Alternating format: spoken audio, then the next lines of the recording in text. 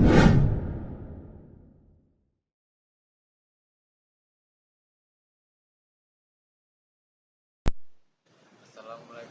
warahmatullahi wabarakatuh.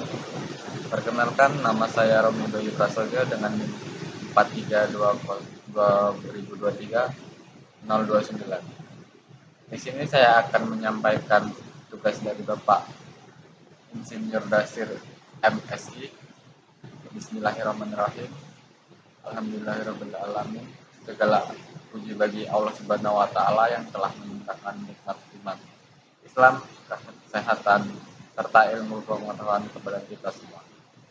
Salawat serta salam semoga senantiasa tercurah kepada junjungan kita Nabi Muhammad SAW beserta keluarga, sahabat, dan seluruh umatnya hingga akhir zaman. Hadirin yang dirahmati Allah Subhanahu wa taala, pada kesempatan yang berbahagia ini, izinkan saya menyampaikan ceramah dengan judul Membangun Industri Pangan Halal Melalui Kemajuan Teknologi.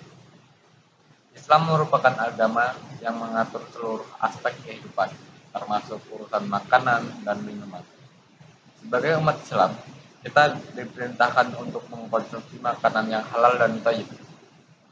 Halal yang berarti diperbolehkan menurut syariat Islam, sedangkan thayyib berarti baik, aman, bersih, sehat, dan bermanfaat bagi kita. Allah Subhanahu wa taala berfirman dalam surat Al-Baqarah ayat 168. Ya ayyuhan nasu kulu mimma fil ardi halalan thayyiban wa la tatabi'ul khutuwati syaiton innahu lakum aduwwum mubin.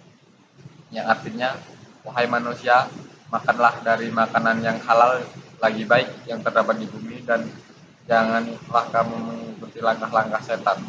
Sungguh, setan itu musuh yang nyata bagimu. Quran Surah Al-Baqarah ayat 168.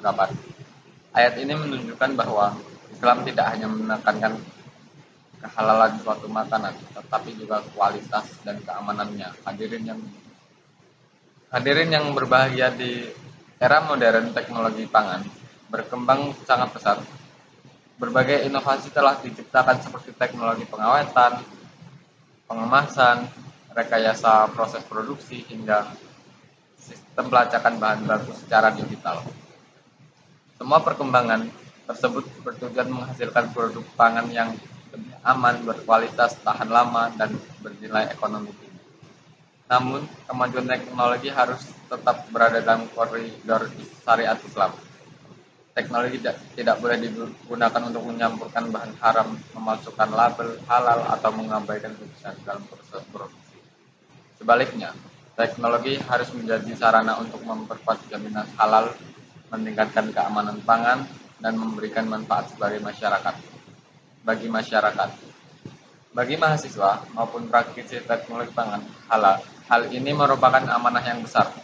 Kita memiliki tanggung jawab untuk mengembangkan inovasi yang tidak hanya untuk unggul secara ilmiah, tapi juga memenuhi prinsip halal, aman, bergizi, dan ramah lingkungan.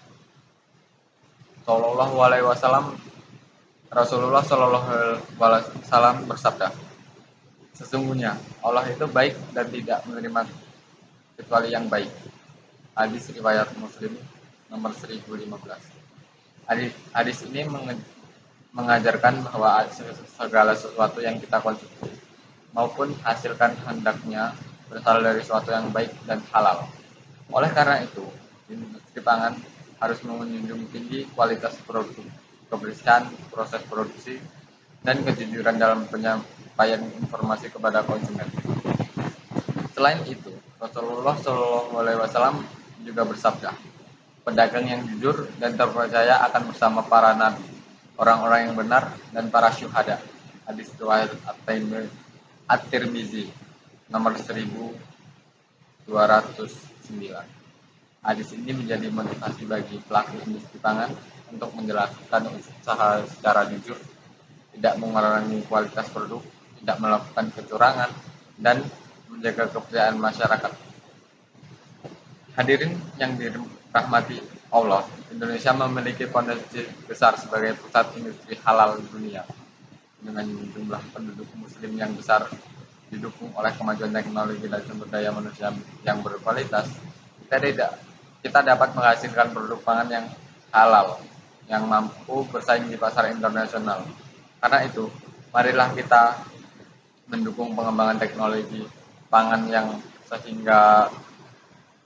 yang berlandaskan nilai-nilai Islam sehingga terciptanya produk yang halal, aman, sehat, berkualitas dan membawa keberkahan bagi produsen maupun konsumen. Demikianlah ceramah yang dapat saya sampaikan. Semoga Allah Subhanahu wa taala senantiasa memberikan petunjuk kepada kita agar mampu memanfaatkan ilmu pengetahuan dan teknologi untuk keselamatan umat serta menjadikan setiap usaha yang kita lakukan sebagai amal ibadah. Wallahu a'lam bishawab. Wassalamualaikum warahmatullahi wabarakatuh.